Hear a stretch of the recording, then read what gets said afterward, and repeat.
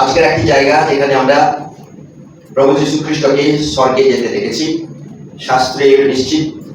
এবং আমরা যে জায়গাগুলো পড়েছি, প্রিয় পুস্তক পড়েছি, এমনকি বিভিন্ন জায়গায় লেখা রয়েছে প্রভু যীশু খ্রিস্ট তার স্বর্গে যাওয়ার সময় যারা লিখিতভাবে নিশ্চিত করেছেন সেই ঈশ্বরের পবিত্র বাক্যে তা প্রকাশ পায়।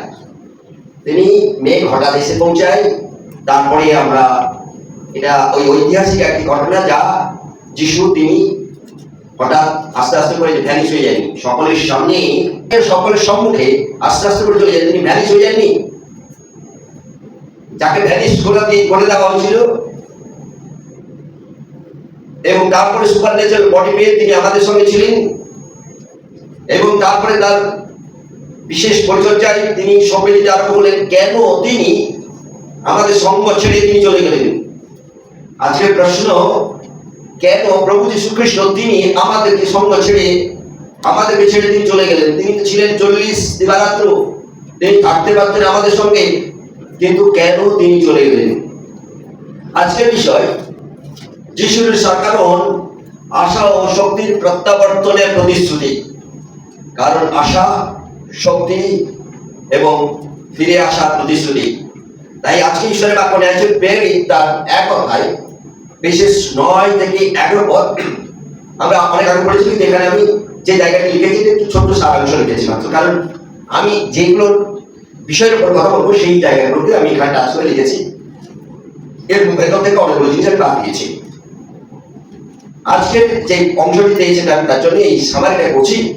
এই কথা বলিয়া তিনি তাদেরকে দেখিতে দেখিতে ঊর্ধ্বে উঠিলেন, এবং একখানি মেঘ তাহাকে তাহাদের দৃষ্টির আড়াল করিয়া লইল।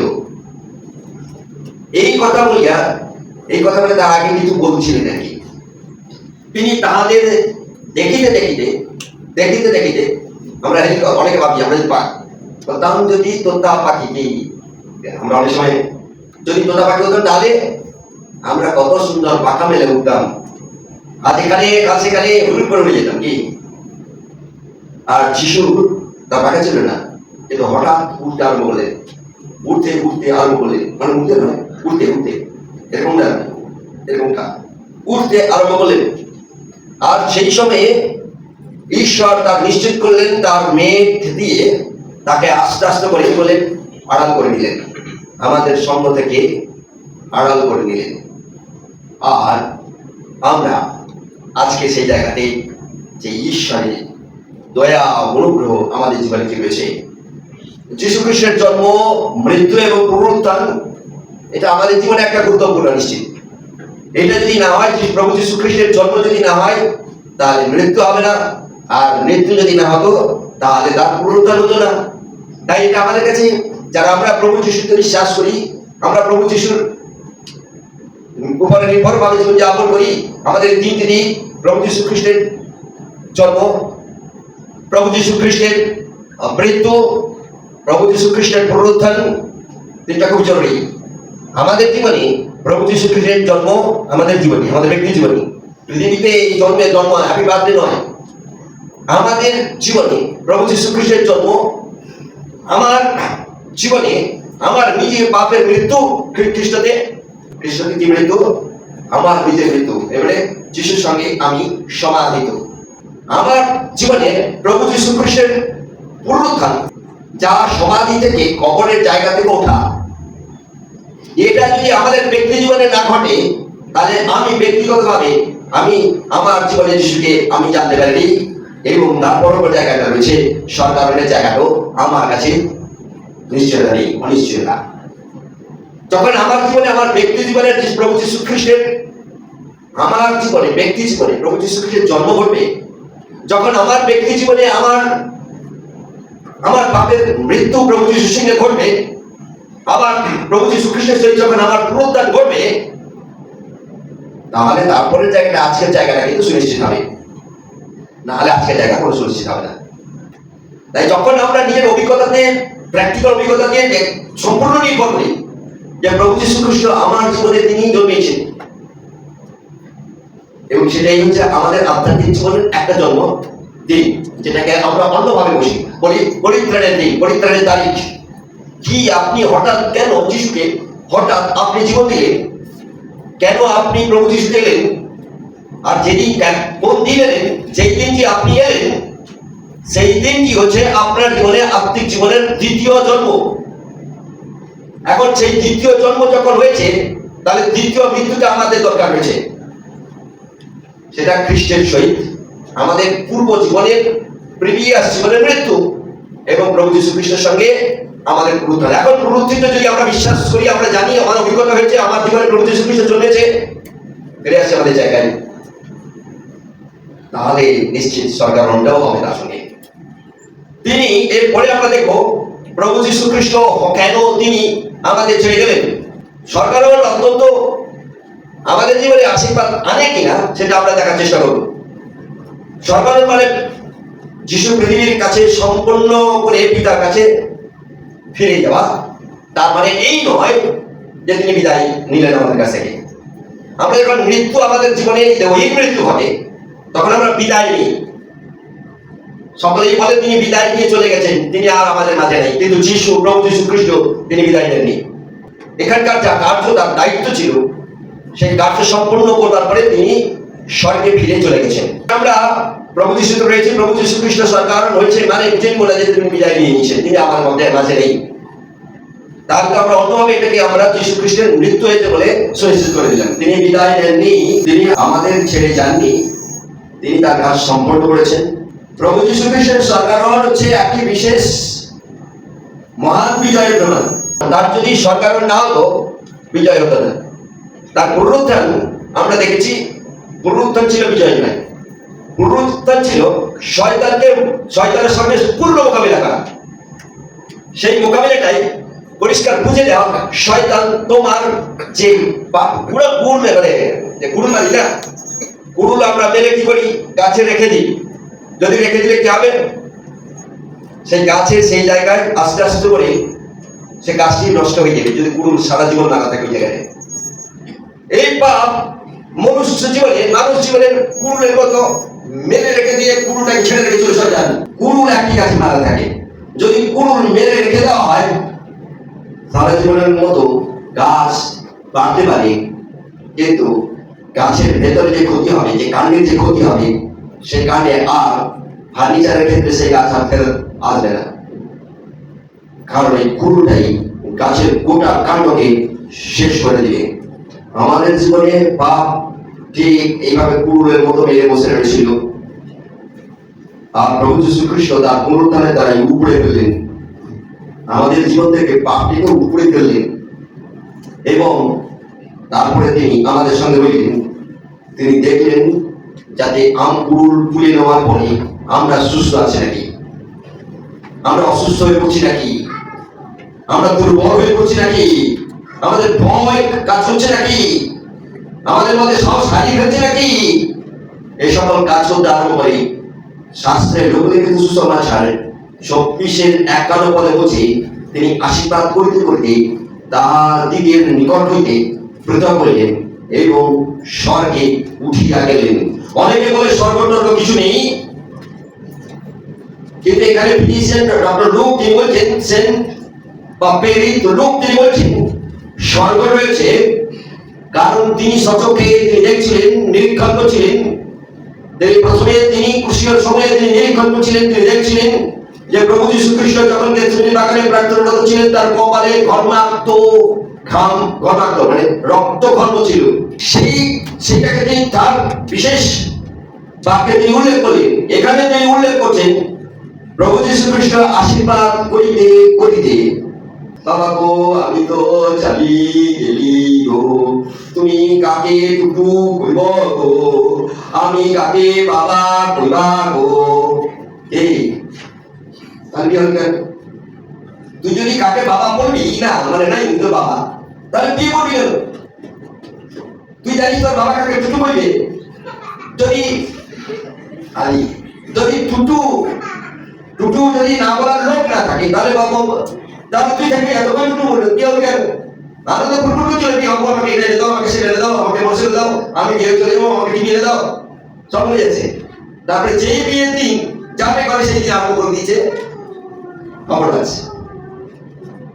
জটিল আমরা মানুষ, আমরা মনস্থির করছি আমি বিয়ে হয়ে চলে যাবো, আবার এটাও চাই কাকে তুমি টুটু কইব গো, আমি কাকে বাবা কইবা, রাস্তার লোকে বাবা কইব, বা যার সঙ্গে যাচ্ছি তাকে বাবা কইব। আজকে কিন্তু প্রভু যীশু খ্রিস্ট চিন্তা করেনি তোমরা আমাকে নাম না থাকলে তোমরা কাকে ডাকবে ও কি, এবং বিশ্বাসেরও করেনি। তিনি আশীর্বাদ করতে করতে আশীর্বাদ করতে করতে তিনি পৃথক হলেন। তার জীবনে তিনি থাকাকালীনও তিনি আশীর্বাদ করেছেন, ইভেন তিনি যেতে যেতে পৃথক আমাদের সশরী তার সশরী আর আমাদের সশরীরের জায়গা থেকে পৃথক হতে হতে তিনি আশীর্বাদ করলেন, এবং তারপরে শাস্ত্রে লেখা আছে তিনি স্বর্গে উঠলেন। যিশুর মৃত্যু পাপ ও শয়তানের উপরে জয়লাভ করেছিলেন, এটি পূর্ণ হলেন। প্রভু যীশু খ্রিস্টের মৃত্যু সুনিশ্চিত হয়েছিল সরকারের দ্বারাই, ধর্মের দ্বারাই। পাপটা আমরা সুনিশ্চিত করেছি প্রভু যীশু খ্রিস্টের পুনরুত্থান। আজকে যারা শয়তানের সকল যে কুলমারা রেখে দেওয়া শয়তানের এই শক্তি তো প্রভু যীশু খ্রিস্ট সরকারের মধ্য দিয়ে তিনি নিশ্চিত করলেন যে কুরুল আর মেরে রেখে কাজ হবে না, কুরুল একাই করে পড়ে যাবে। কারণ প্রভু যীশু খ্রিস্টের আশীর্বাদের শক্তিটা খুবই জোর রয়েছে। আজকে সেই বিজয়ের প্রভু যীশু খ্রিস্ট তিনি তার বিজয়ের জায়গাকে তিনি ঘোষণা করলেন আমাদের ব্যক্তি জীবনে। আমরা যিশুকে আমার ব্যক্তি জীবনে অধিকার করে আমরা দেখিয়ে দিয়েছি জন্মের অধিকার, যে আমার আধ্যাত্মিক জন্ম হয়েছে, আমার পরিত্রাণ পেয়েছি। আমার প্রভু যীশু খ্রিস্টের মৃত্যুর দ্বারা আমরা আমাদের ব্যাপটিজমের দ্বারা প্রভু যীশু খ্রিস্টের সঙ্গে আমরা কবরস্থ হয়েছি, এবং সেই খবর থেকে যিশুর সঙ্গে আবার নতুন ভাবে নতুন জীবন নিয়ে আমি উঠেছি, যা আমার জীবন পুরোহিত জীবন। আজকের জীবনটা হচ্ছে বিজয়ের জীবন। যে কুরুল বারবার লাগাচ্ছে কিন্তু কুরুল পড়ে যাবে, কারণ প্রভু যীশু খ্রিস্ট আশীর্বাদ করতে করতে করতে তিনি চলেন, পৃথক হলেন, স্বর্গে গেলেন। সেই কুরুলটা কাজ করবে না, তার প্রথম কারণ হচ্ছে প্রভু যীশু খ্রিস্টের সরকার হচ্ছে বিজয়ের সঙ্গে কুরুল কাজ করবে না। তিনি পরাজয় হয়ে নয়, বিজয় হয়ে রাজা আমাদের জন্য স্বর্গে বসে রয়েছেন, অপেক্ষা করছেন। কিভাবে অপেক্ষা করছেন? তিনি আমাদের জীবনে প্রত্যেকটা জীবন ক্ষেত্রে একটা যুদ্ধ রয়েছে, জীবনের একটা লড়াই রয়েছে প্রত্যেকে, কারো ছোট লড়াই, কারো বড় লড়াই, কারো কঠিন লড়াই, প্রত্যেকের জীবনে রয়েছে লড়াই লড়াই লড়াই। কিন্তু খ্রিস্টের পথে তারপরেও এত কিছু লড়াই মধ্যে আমাদের জীবনের বিজয় সুনিশ্চিত রয়েছে। সরকার আমাদের জন্য প্রভু যীশু খ্রিস্ট মধ্যস্থকারী, তিনি যদি সরকার না হতো আমাদের মধ্যে দাঁড়িয়ে আমাদের পক্ষে তিনি কথা বলতেন না, আমাদের পক্ষে তিনি কোনোভাবে নিবেদন করতেন না, কারণ প্রভু যীশু খ্রিস্টের সরকার যদি না হতো এটা কিন্তু বিগ্রহ হতো। তাই প্রভু যীশু খ্রিস্টের সরকার হয়েছে বলেই তিনি আমাদের মধ্যস্থতা করছেন, কাছে গিয়ে কোর্টে গিয়ে কোর্টে গিয়ে কোর্টে। তাই তাকে কোর্টের সেই জায়গাতে কাঠগড়া পর্যন্ত যেতে হয়েছে আমাদের হয়ে কথা বলার জন্য, আমাদের পক্ষে দাঁড়িয়ে, আমাদের সমর্থনে দাঁড়িয়ে, আমার বাবা হিসাবে, বিচারক হিসাবে, আমার একমাত্র ত্রাণকর্তা হিসাবে তিনি মধ্যস্থতায় দাঁড়িয়ে কাজ করে চলেছেন। তাই তার যাওয়াটা খুবই জরুরি ছিল। এবং এই যাওয়ার সঙ্গে প্রিয় তার 7 অধ্যায় 25 পদে ঈশ্বরের বাক্যে লেখা আছে তিনি সর্বদা জীবিত আছেন। প্রথমে জায়গায় আমি বলেছিলাম তিনি বিদায় নেননি, তিনি আমাদের কাছ থেকে বিদায় নেননি, কিন্তু তারপরেও তিনি আমাদের সঙ্গে রয়েছেন। তিনি সর্বদা জীবিত আছেন, এবং আমাদের মধ্যস্থতায় তিনি বারবার আমাদের পক্ষ সমর্থন করে নিবেদন করে যাচ্ছেন, যেন আমরা আমাদের পক্ষে তিনি বলছেন, আবার আমাদের বেড়ে বলছেন, আবার আমরা যাতে নড়বড়ে না হই তার জন্য তিনি অন্যভাবে তিনি আমাদের সমর্থন করেছে। দেখি যিশু আজ জীবিত, স্বর্গে তিনি আমাদের পক্ষ সমর্থন করে আবেদন নিবেদন আমাদের হয়ে করছেন, আমাদের জন্য করছেন, যাতে আমরা কেউ হারিয়ে না যাই, যাতে আমরা যেন সিদ্ধান্ত নিজেদের সিদ্ধান্তকে বদলে আমরা ঈশ্বরের সিদ্ধান্তে নিশ্চিত হই। আমরা কারণে কারণ স্বর্গে আমাদের ত্রাণকর্তা রয়েছেন আমাকে কথা বলার জন্য, আমার পক্ষে কথা বলার জন্য, আমার জন্য নিবেদন করার জন্য, যাতে আমাদের যত প্রকারের পাপ থাকুক, যদি আমরা খ্রিস্টের রক্তের দ্বারাই ক্ষমা লাভ করেছি, খ্রিস্টের বিদ্যুৎ দ্বারাই জলের মধ্যে ডুবেছি, আর সেই কবরের জায়গা থেকে উঠেছি, যিশুর সঙ্গে পুনরুত্থিত ভাবে উঠেছি, প্রভু যীশু খ্রিস্ট তিনি আমাদের স্বর্গের বিজয়ের জায়গাটাও সুনিশ্চিত করবেন। দুঃখ আছে, ব্যর্থতা রয়েছে, দুর্বলতা রয়েছে, তারপরেও যিশু তিনি আমাদের মধ্যস্থতা করছেন এই দুর্বলতার মধ্যে, ব্যর্থতার মধ্যে, এমনকি দুঃখের মধ্যে উঠে গিয়ে আমরা যেন বিজয় লাভ করতে পারি। তৃতীয় জায়গাতে সরকারের পবিত্র আত্মার আগমনের প্রস্তুত। যিশু বললেন, আমাকে যেতেই হবে। প্রেরিতদের কার্য বিবরণী বিশেষ জায়গাতে এক কথায় যে আমি যাবো, কিন্তু আর সহায়কারী পাঠাবো, কিন্তু আজকে যে জন 16:7 কাছে আমি না গেলে সহায়কারী তোমাদের কাছে আসবেন না। এখানে আমরা দেখতে পাচ্ছি জন লিখিত সুসমাচার তার 16:7 বলছে আমি না গেলে সহায়কারী আসবেন না। এর মানে তিনি ক্ষমতাশালী। এখানে তিনি বলেননি আসবে না, তিনি বলছেন আসবেন না। এর মানে পবিত্র আত্মা ক্ষমতাশালী, তার অফিস সাংঘাতিক ক্ষমতাশালী। যখন তোমাদের মধ্যে কেউই যখন বড় অফিসার হয়ে যাবে, তখন আমাকে সভাপতি তোমার অফিসে গেলে আমাকে বলতে হবে আপনি, ঠিক না? কিন্তু যখন আমার ঘরে, তখন কিন্তু আমি অন্যভাবে অ্যাকশন করবো। কারণ যখন জনসমক্ষে আমি কাউকে উপস্থাপন করছি, আমাকে সম্মানভাবে তাকে উপস্থাপন করতে হবে। এখানে প্রভু যীশু খ্রিস্ট তিনি পবিত্র আত্মাকে তিনি ব্যক্তি হিসেবে সুনিশ্চিত করলেন। তিনি জড় বস্তু অথবা কোন শক্তি হিসাবে এখানে উপস্থাপন করেননি বা বলেননি, তিনি ব্যক্তিত্ব, পবিত্র আত্মাকে ব্যক্তি তিনি এখানে উল্লেখ করলেন। তাই তিনি বললেন আমি না গেলে সহায়কারী তোমাদের কাছে আসবেন না। তাহলে আমার যাওয়া খুব দরকার, তোমাদের সাথে আমার যাওয়া খুব জরুরি। তার জন্য তিনি গেলেন যাতে পবিত্র আত্মা আমাদের কাছে আসে। প্রভু যীশু খ্রিস্টের যাওয়া মানে পবিত্র আত্মাকে আমার জীবনে পাইয়ে দেওয়া। পবিত্র আত্মা আমাদেরকে কি দেবেন? শক্তি দেবেন, জ্ঞান দেবেন, সাহস দেবেন। পবিত্র আত্মা বেঁধে রেখে শাস্ত্রে লেখা যে তুমি চাও কি বলতে হবে, তুমি শুধু মুখ খুলবে। পবিত্র আত্মা যথাসময়ে কাজ করবেন যখন তুমি যিশুর নামে মুখ খুলবে।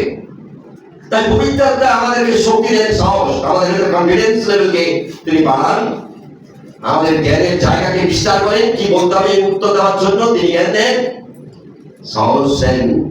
যেমন প্রেরিত পিতরকে তিনি সাহস দিয়েছিলেন। যে প্রেরিত পিতর তিনি ভয়ে, তিনি বলে যিশুকে অস্বীকার করেছিলেন, যে প্রেরিত পিতর তিনি নিজেকে গুছিয়ে লুকিয়ে নিয়েছিলেন, সেই প্রেরিত পিতর তিনি পবিত্র আত্মা পাওয়ার পরে, পবিত্র আত্মা আমাদের শক্তি দেয়, আমাদের জ্ঞান দেয়, সাহস দেয়। কিন্তু যিশু যদি থাকতেন তাহলে কিন্তু আমরা সাহস পেতাম না, শক্তি পেতাম না। বুদ্ধির জন্য গিয়ে তার কাছে পৌঁছে গিয়ে বলতে হতো প্রভু বুদ্ধি দাও, কারণ আমার মধ্যে বুদ্ধি কাজ করছে না। কিন্তু পবিত্র আত্মা অটোমেটিক্যালি আমাদের মধ্যে বুদ্ধি কাজ করবে, অটোমেটিক্যালি সিস্টেম। যখন আমরা প্রভু যিশুতে আমাদের জীবন যখন নতুন জন্ম হয়, পরিত্রাণ পাই, যখন আমরা আমাদের প্রত্যেকটি ধাপে আমাদের মৃত্যুকে নিয়ে যাই কবরের জায়গায়, আর কবর থেকে উঠার জায়গাতে আমরা পুনরুত্থান হয়, এবং তারপরে এই জায়গাটি হচ্ছে কি অপেক্ষা করা। সেদিন প্রেরিতরা অপেক্ষা করেছিল 120 জন একই জায়গায় একই ঘরে বসে তারা প্রার্থনায় ছিল এবং অপেক্ষা করেছিল। যিশু বলেছিলেন তিনি চলে যাওয়ার পরে তিনি সাহায্যকারীকে পাঠালেন, আর তিনি হচ্ছেন পবিত্র আত্মা। পবিত্র আত্মা যতক্ষণ না পাচ্ছে, এবারে আজকে প্রভু যীশু খ্রিস্টের সরকার হন, তারপরেই তারা গিয়ে বসে গেছিলেন। যিশু যা বলেছিলেন শুনে বসে অপেক্ষায় ছিলেন। পবিত্র আত্মা না পাওয়া পর্যন্ত আমরা এই রুম থেকে বেরোবো না।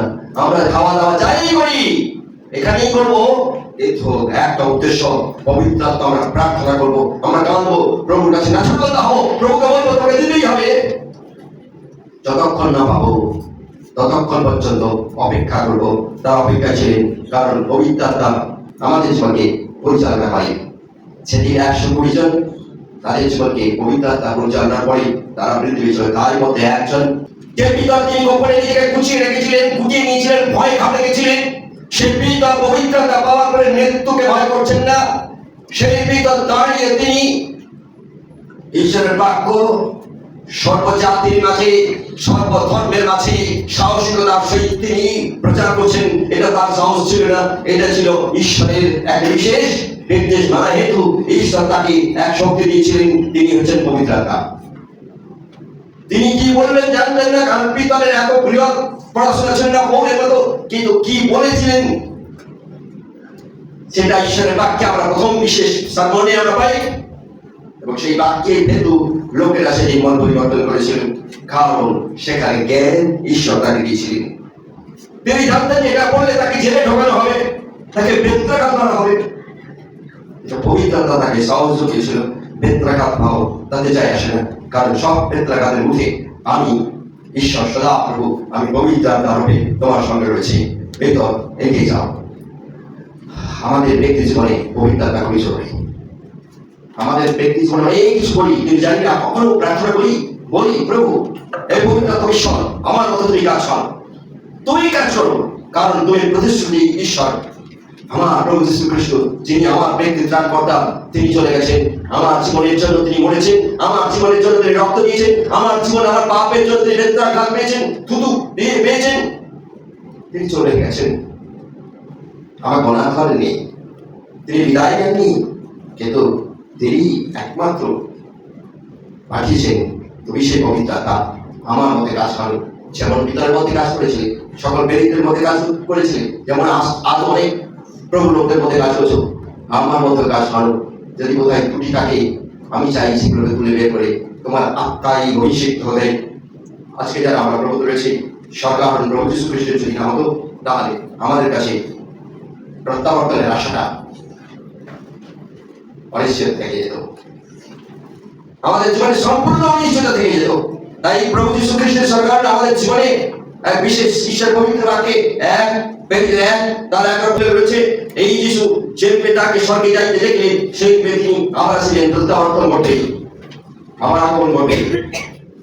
তিনি যদি সেটা পবিত্র আত্মা আমাদের মধ্যে কাজ করতো না, আসতেন না, সহজ থাকতো না, শক্তি থাকতো না, জ্ঞান থাকতো না, এবং পরবর্তীতে তার দ্বিতীয় আগমন করতো না।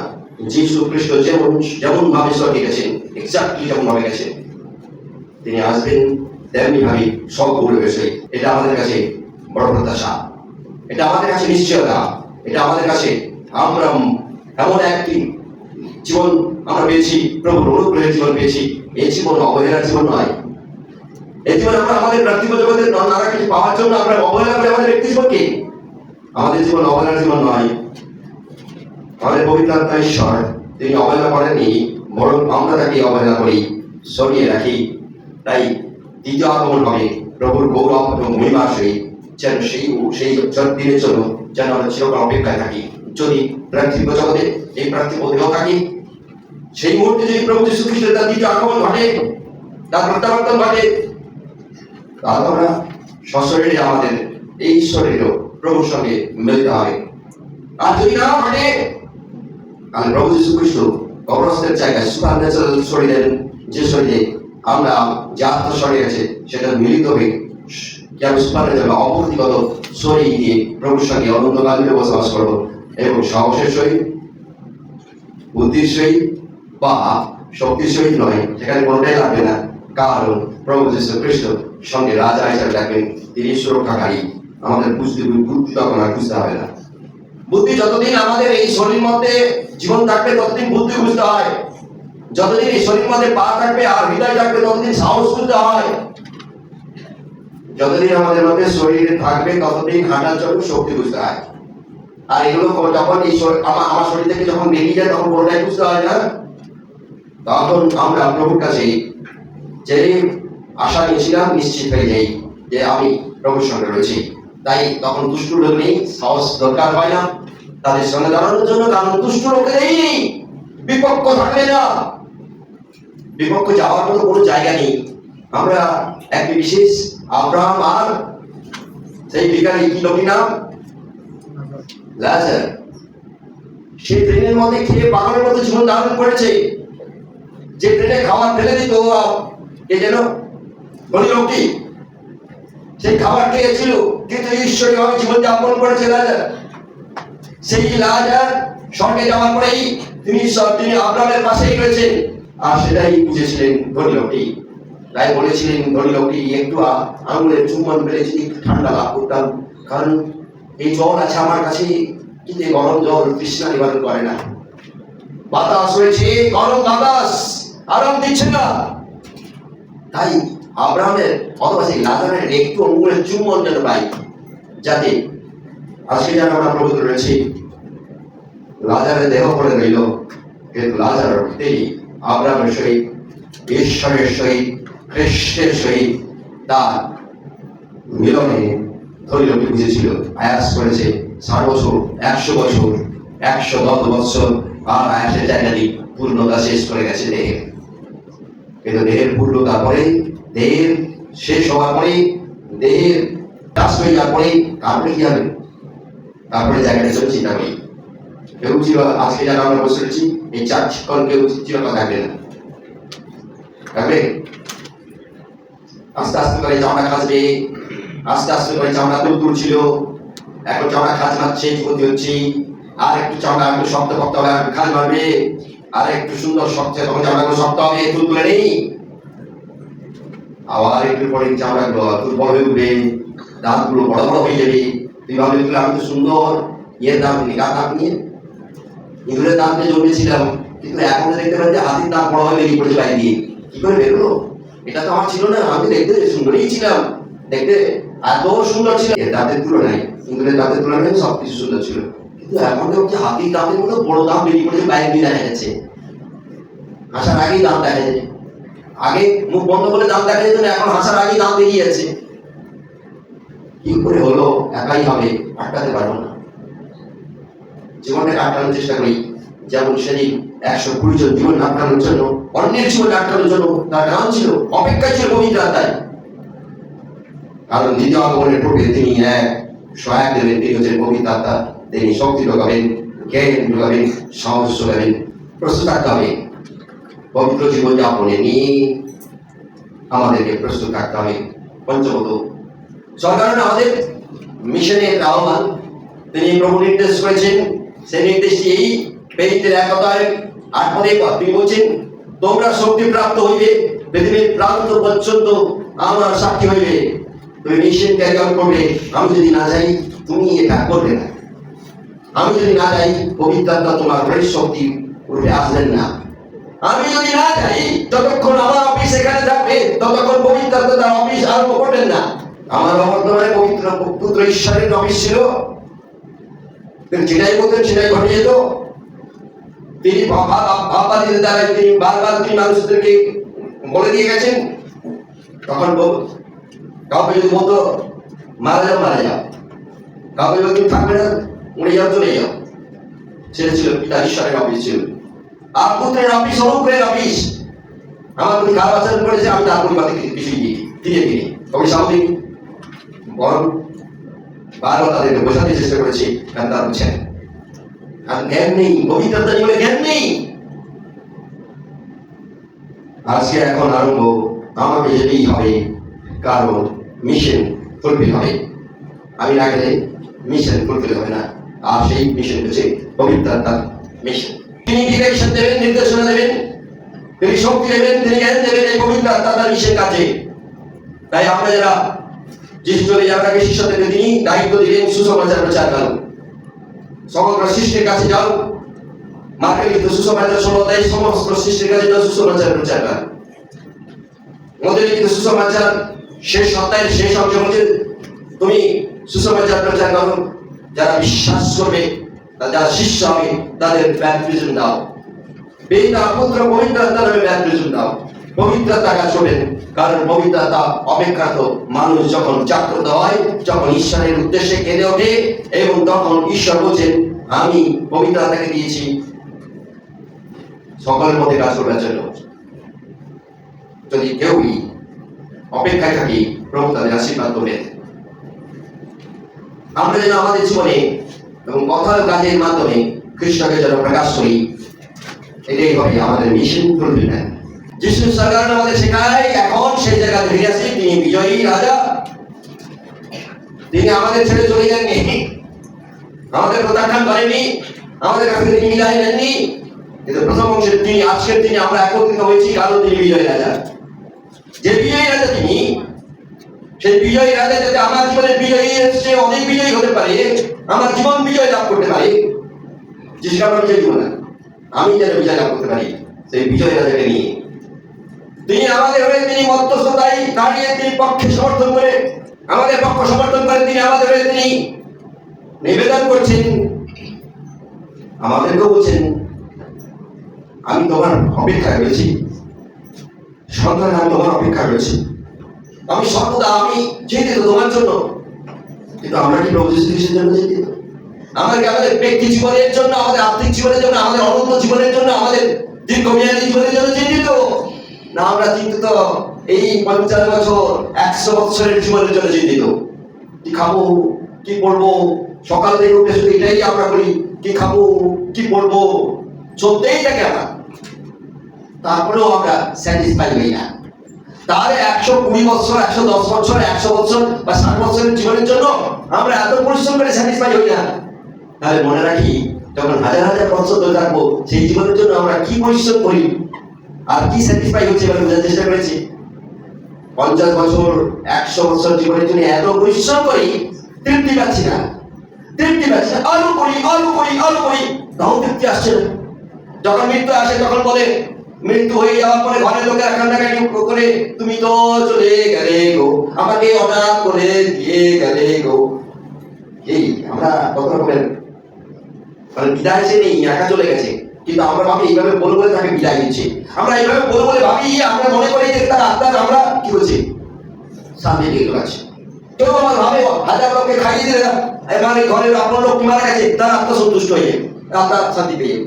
আত্মা তো নাই ভাই, আত্মা শান্তি পাবে কোথায়? এত টাকা সে যাওয়ার আগেই চলে গেছে, সে যদি ঘোরাঘুরি করে কারোর করে চেপে বসে ভূত হিসাবে, তাকে আটকানোর কোনো ক্ষমতা নেই। আজকে আমরা বলতে রয়েছি, আমরা এই 60 বছর 70 বছর 100 বছরের জীবনের জন্য, এর জন্য এত পরিশ্রম করে তৃপ্তি পাই না। তারপরে চলে গেলে বিদায় দেওয়ার ক্ষেত্রে আমরা কান্নাকাটি করি। কিন্তু আমার জীবনের বিদায়ের ক্ষেত্রে অনেকে ভাবি, আমি জীবিত হলাম, আমি রইলাম, আমার ছেলে পেয়ে নেই, আমার জন্য কাঁদবে কে মরার সময়? আমার জন্য কাঁদবে কে? তার জন্য আমরা কিছু প্রোডাকশন রেখে দিয়ে যে আমার জন্য কাঁদে, মরার পরে দিন আমার জন্য কাঁদে। কি দেখুন, আমার ছেলেও নাই, আমার মেয়েও নাই, কে ভাবে আমার জন্য কাঁদবার জন্য লোক নেই, তোর জন্য কাঁদবে কেন?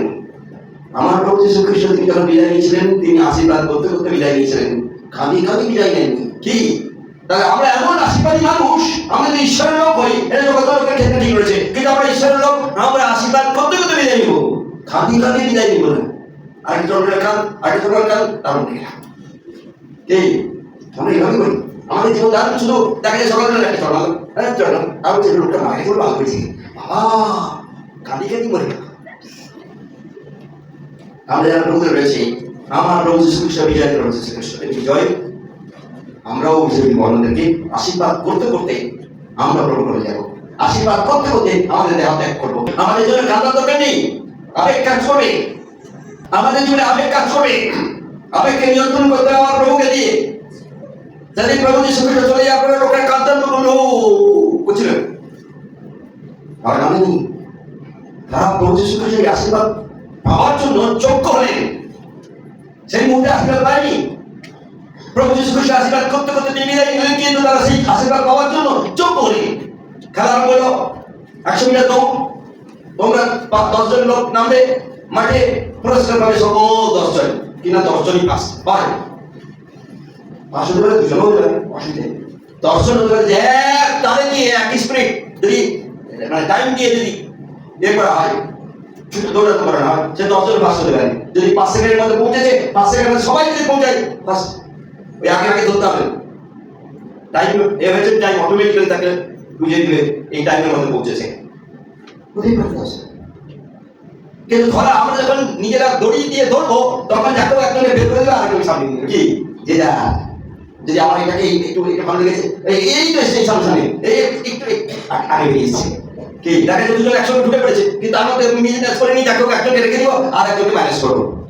পরে কিন্তু করবে না, পরে কিন্তু সবার কিন্তু রাইটার করবে, যেখানে আটকে দেবে, যদি সিস্টেমে লক হয়ে যায়। আজকে যারা আমরা লক্ষ্য রয়েছে, আমাদের যোগ্য হতে হবে, পুরস্কার পাওয়ার জন্য যোগ্য হতে হবে। প্রভু যীশু খ্রিস্টের ঠিক একই প্রকারে আশীর্বাদ পাওয়ার জন্য যোগ্য হতে হবে। যদি যোগ্য সেদিন 120 জন যোগ্য হওয়ার জন্য হাঁটু গাড়তে আরম্ভ করলেন, এক জায়গায় রইলেন, একই চিন্তা আরম্ভ করলেন, একই প্রার্থনা করতে আরম্ভ করলেন। তারা নিজের জন্য কেউ প্রার্থনা করেনি, এক কিছু প্রার্থনা করেন, পবিত্র আত্মা আমাদের মধ্যে বাস করুক, আমাদের মধ্যে আসুক। পবিত্র আত্মার দরকার, আর কিছু দরকার নেই। আমরা প্রার্থনা করতে আরম্ভ করলে আমার দরকার, আমার ছেলে যাওয়া দরকার, আমার মেয়ে যাওয়া দরকার, আমার একটা চাকরি দরকার, আমার একটা চাকরি দরকার, আর এইসব হাত পা দিয়েছে কাজ করার জন্য, খাবার উপার্জন করে সংসার চালানোর জন্য। যে চাকরি করে সে উপার্জন করছে, সে না বেশি পয়সা পাচ্ছে, সেই খাচ্ছে সরু চালের ভাত, আর তুমি খাবে মোটা চালের ভাত। সে খাচ্ছে ভালো বেগুন, তুমি খাবে পোকা বেগুন। অসুবিধা কোথায়? আমাদের জীবনে আমরা যখন আমাদের পরিবারের সংসার আমার ঠাকুমা চালিয়েছে, তখন কোনদিনই ভালো বেগুন আনি পোকা বেগুনে। আমিও তার সঙ্গে যেতাম বাজার করতে, পোকা বেগুনে বসে গেলাম দোকানে, নির্দিষ্ট দোকান ছিল, সেই নির্দিষ্ট দোকানে পোকা থেকে বেছে বেছে পোকা বেগুন আনবো। যেমন গোটাটাই তার পোকা বেগুন, সে ভালো বেগুন রাখে না, কিন্তু সেই দোকানে বসে বসে পোকার জায়গা থেকে আমার পোকা বেগুন তুলে তুলে আনবো। টিপে টিপে দেখে দেখে কতটা ফুটা কম আছে, ভেঙে যেগুলো পুরো হয়ে গেছে দেখা যাচ্ছে, সেখানে টিপে টিপে আপনার বাচ্চা তো ভাঙতে দিবে না, বকবে। যদিও আমরা খুব পরিচিত এক দোকান নির্দিষ্ট হয়ে গেছিল বলে তার জন্য বেশি টিপাটিপ করা যায়, কারণ একটা দোকান থেকে দেখবো যে যত দাম বেশি হতো, কারণ ও এখন সেই দোকানটা নিয়ে না। এবং সেই সবাই আমাদের চিন্তার মধ্যে ছিল যে সব দোকানের মধ্যে এই দোকানে দাম কম। যদি দেখা গেল 5 কেজি বেগুনের দরকার পড়েছে, যদি 4 কেজি বেগুনের পয়সা 4 কেজি নো প্রবলেম, তো দাম রইল, কারণ যে ধরা আমাদের নির্দিষ্ট দোকান রয়েছে। আলু দেখা যাবে সবচেয়ে ভালো আলু রয়েছে, খারাপ আমার একটা মিডিয়াম আলু রয়েছে, একটা ছোট আলু রয়েছে, সেই ছোট জায়গাতে টিপে টিপে দেখে একটু বেশি হয়েছে আলু। আমার কিন্তু ভালো লোকের যাচ্ছে, তোকে আলু দিয়ে দাও, টমাটো ভালো জায়গায় আলু টমাটো ঢুকে গেল, এই 1 কেজি বেগুন দিয়ে দাও। সবচেয়ে ভালো বেগুন যেখানে ফুটা নেই সেটাই, সেটা ফ্রেশ। তারা ফ্রেশ খেয়ে বড় হয়েছে, চাকচিক্য হয়েছে। আমরা কি খেয়ে আমার পোকা বেগুনকে, পোকা বেগুনে দেখা গেছে তোমরা যেমন কি করে পোকা বেগুন চিড়ে ফেলে ফেলে ফেলে দিলে, জানো? আমি তো দেখেছি একটা পোকা বেগুন তোমরা কেটে কেটে পোকা জায়গাটাকে বাদ দিয়ে কেউ ব্যবহার করে না, কেটে ফেলে পোকা ফেলে দেবে। আর আমাদের ঘরে এখন ঘরে কেটে যাই না, কিন্তু তখন দিনে আমি নিজের চোখে দেখেছি পোকা বেগুনই আনা, পোকার জায়গাটা কাটা হবে, সেই জায়গাটাকে শুধু বাদ দিয়ে রাখবে, এখানে পোকা রয়েছে দেখে দেখে ভালো হবে, দেখে দেখে পোকা বাদ দিয়ে দেবো, বাকি অংশগুলোকে কেটে কেটে ব্যবহার করা হবে খাওয়ার জন্য। জীবনে আমরা এইভাবেই চালিয়েছি। আজকে বউরা যদি পোকা বেগুন পেয়ে যায় ঝগড়া আরম্ভ করবে, কিন্তু তারপরে গরিব অনেক আছে, গ্রামের মধ্যে অনেক গরিব রয়েছে, স্লামসে অনেক গরিব রয়েছে, ঝুপড়িতে অনেক গরিব রয়েছে, যারা সেই পোকার উপর নির্ভর করে কেটে কেটে পোকার চারিপাশের জায়গাটা, পোকার জায়গায় বাদ দিয়ে চারিপাশের ভালো জায়গাটা এখন রান্না করে খায়। এখন তারা সুস্থ রয়েছে, সবল রয়েছে এবং মানুষের সেবা দিচ্ছে কোনো না কোনো ভাবে। কেউ ব্যর্থ হয়ে যিশু সরকার আমাদের শেখায়, তিনি আজ আমাদের বিজয়ী আছা, তিনি আমাদের জন্য তিনি পক্ষ সমর্থন করছেন, আমাদের জন্য অপেক্ষা করছেন। তার যদি এই সরকারের না হতো বিজয় বলে ঘোষণা হতো না। তার যদি সরকারের না হতো তিনি যেখানে যেখানে এখন পর্যন্ত ঘুষ করে পৌঁছে যেত, ঘুষ করে সেখানে পৌঁছে যেত, জানিস ঠিক। যেমন সিনেমায় বলেন, সিনেমায় অনেক দেবতাগণ হঠাৎ এসে হঠাৎ দেখিস, ও আমি তোকে আশীর্বাদ করলাম, ধর কাপড় তোমার কাপড়ে তোমাকে কে ল্যাংটা করেছে, আমার একদিন কাপড় দিয়ে গেছে। এখন তোকে কাপড় দেয় না, শুধু ভোটের সময় কাপড় দেয়। সারা বৎসর ধরে 5 বছর ধরে দেখা যাবে তুমি বিনা কাপড়ে কাটিয়েছো, ভোটের সময় এবার কাপড় একটা দিয়ে দিল। সারা বছরে যতগুলো কাপড় দরকার ছিল 6 বছর ধরে দেখা যায় একটা মহিলার 4টি কাপড় বছরে দরকার হয়, তাহলে 5 4 20টা কাপড় তোমাকে একটা কাপড় দিয়ে তোমাকে ভোটই নিয়ে নিলাম। তোমাকে করে কম বেশি আমরা এমন জীবনের যে এই প্রকারের ফেনিশ, এই কাপড় ল্যাংটা গেছে, কাপড় তো পরে দিয়েছে। হ্যাঁ বাবা, আমার ঠাকুর কি কাপড় পরে, এখন কত মহিলা ল্যাংটা রয়েছে তাকে কিন্তু কাপড় পরে, শুধু ভোটের সময় কাপড় পরে। আমার নিঃশ্বাস না করবো, তিনি বিজয় গেছা, তিনি আমাদের মধ্যস্থতায়, তিনি আমাদের অভাবী প্রয়োজন মেটানোর জন্য তিনি নিশ্চিত করেছেন। যদি পরিশ্রম করি তা খাবো, আর যদি পরিশ্রম না করি না পাই ভালো। যারা পেন নিয়ে পায়খানায় যাবে পরিশ্রম করে, জানেন তারা কি পরিশ্রম করতে যায়।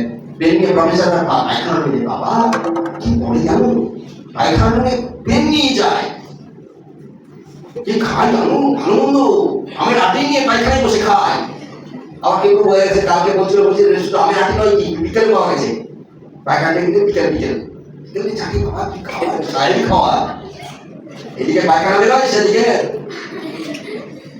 অন্য জিনিস ওকে।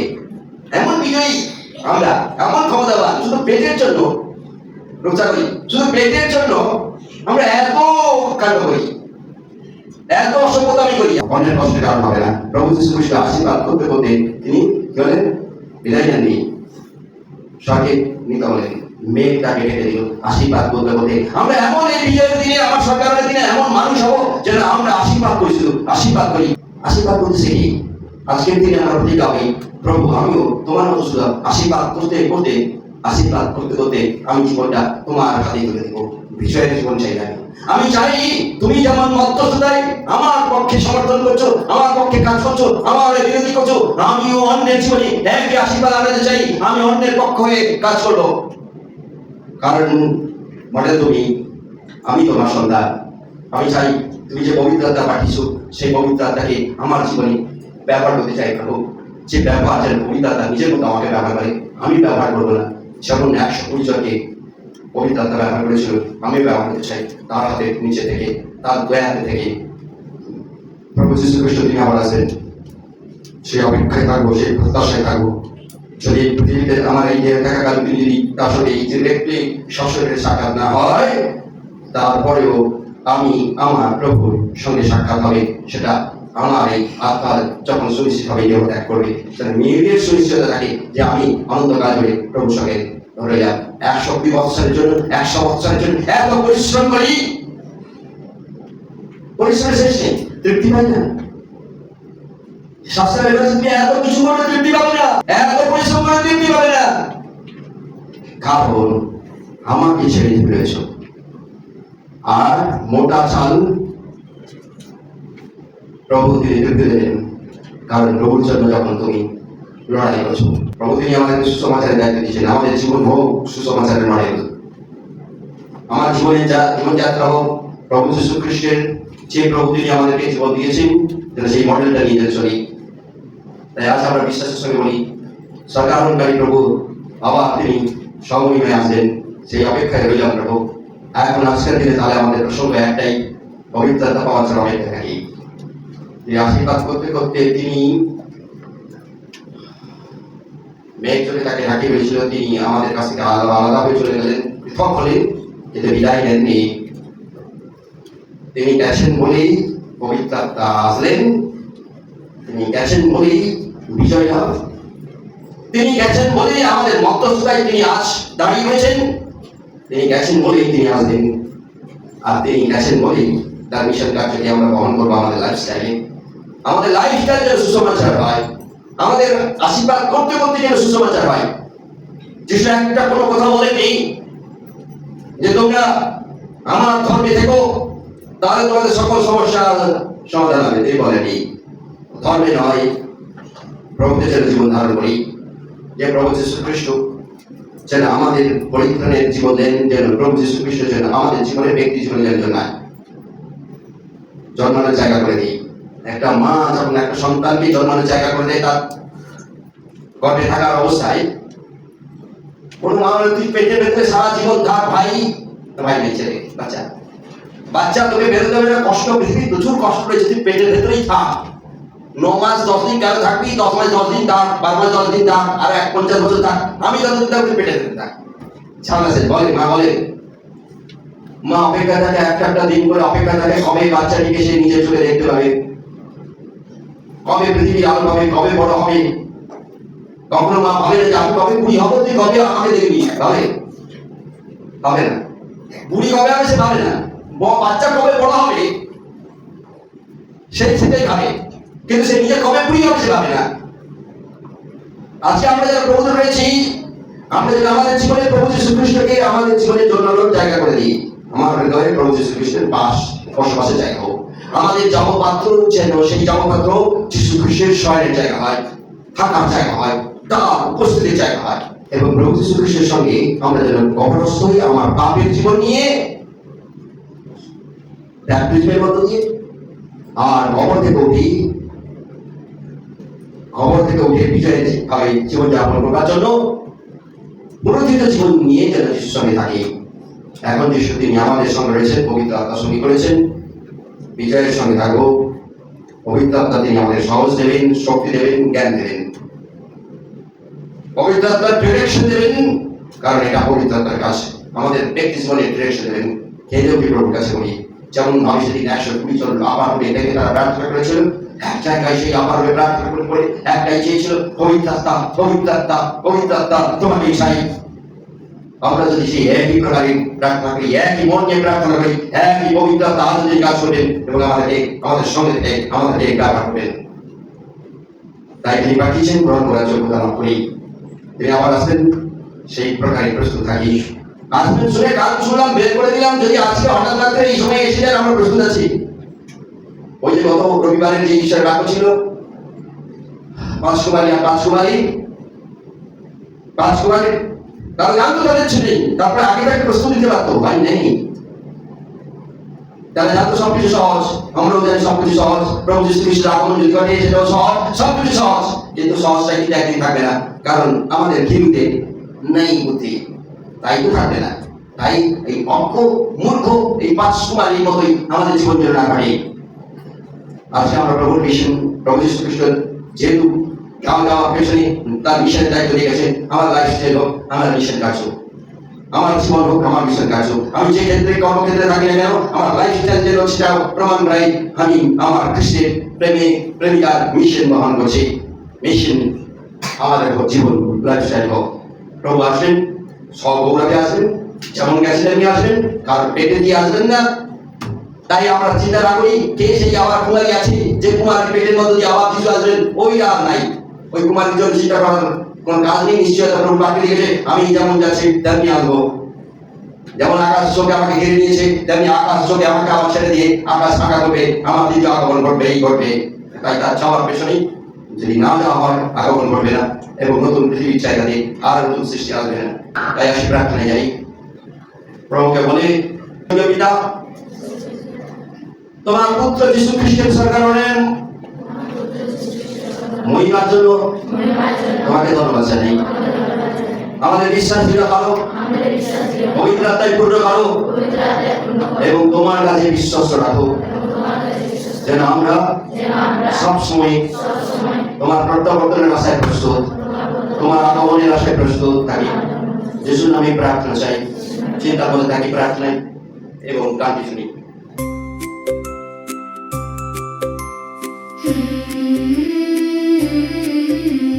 ক্রুশের পথে রক্ত ঝরিয়ে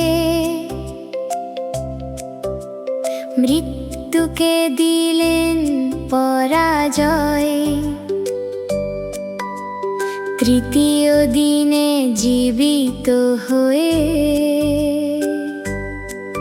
জয় করিলেন অন্ধকারময়। মেঘের মাঝে স্বর্গে উঠিলেন,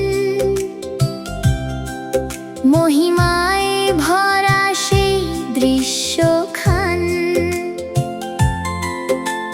স্বর্গদূতেরা গাইল তখন, জয় হোক প্রভুর জয়গান। স্বর্গে উঠিলেন যিশু রাজা, মহিমায় ভরা তার সিংহাসন। আজও তিনি জীবিত আছেন, ভালোবাসেন সর্বক্ষণ। আবার তিনি ফিরে আসিবেন, আলোর রথে মহিমায়। তাই হৃদয়ে জাগো বিশ্বাস নিয়ে, চলো প্রভুর আশ্রয়ায়। স্বর্গের সিংহাসনের পাশে আমার তরে করেন প্রার্থনা। দুঃখে যখন ভেঙে পড়ি, দেন তিনি নতুন সান্ত্বনা। চোখের জলে ডাকলে তাকে তিনি শোনেন মনের আর্তনাদ। করুণাময়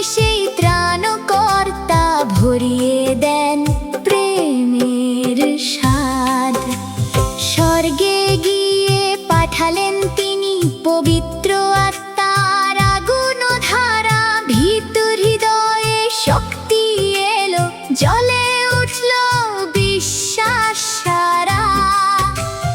অন্ধকারে পথ দেখান, সত্যের পথে করেন চালনা, পবিত্র আত্মার স্পর্শে আজ জীবন পায় নতুন গাথা।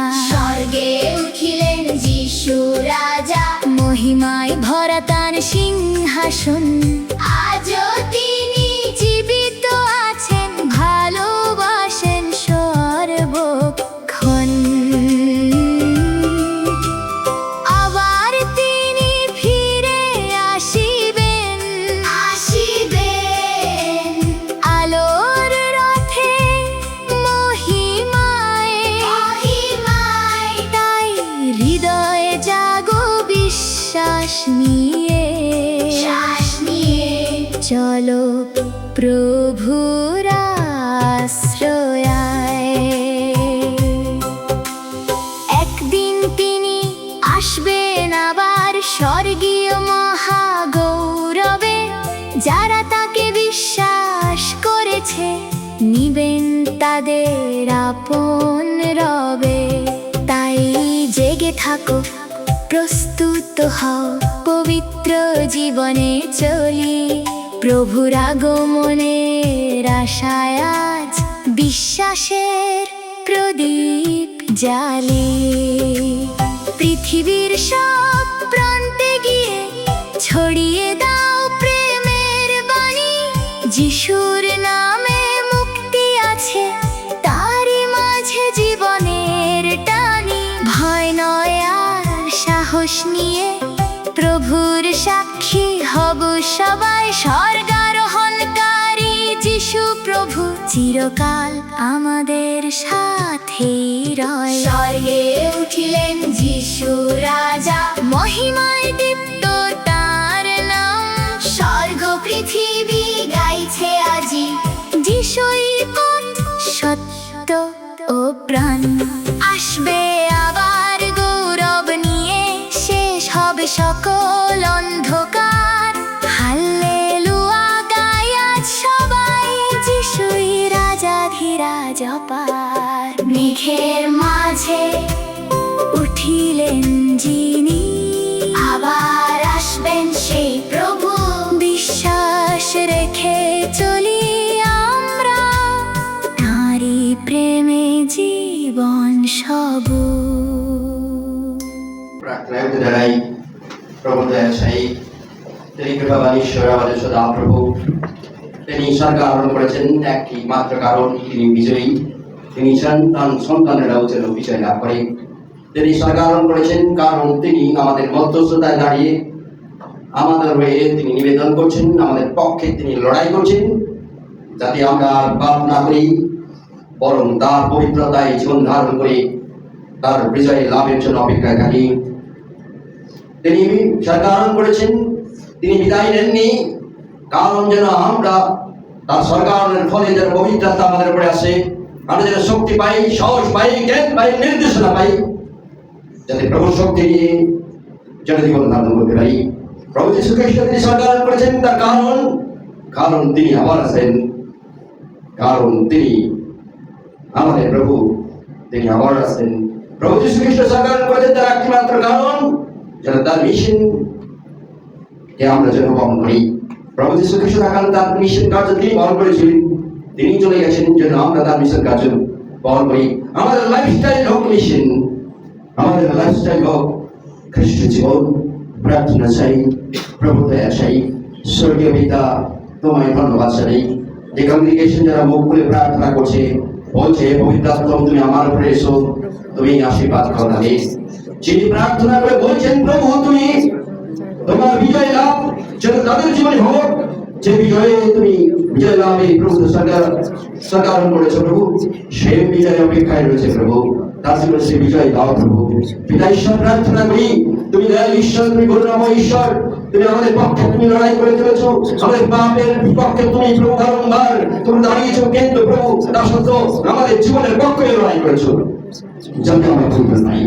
প্রভু এই মুহূর্তে যদি কেউ পরিত্রাণ না পেয়ে থাকে, যারা বলছে প্রভু তুমি আমাকে ধরো, আমাকে পরিত্রাণ করো, তোমার পবিত্র রক্তের স্পর্শে এই মুহূর্তে পরিত্রাণ করো, তার জীবনকে সুনিশ্চিত করো যেন বিজয়ের জীবন পায় প্রভু, তার জীবনকে সুনিশ্চিত করো, পবিত্রতা তার উপরে আসবেন সুনিশ্চিত করা প্রভু।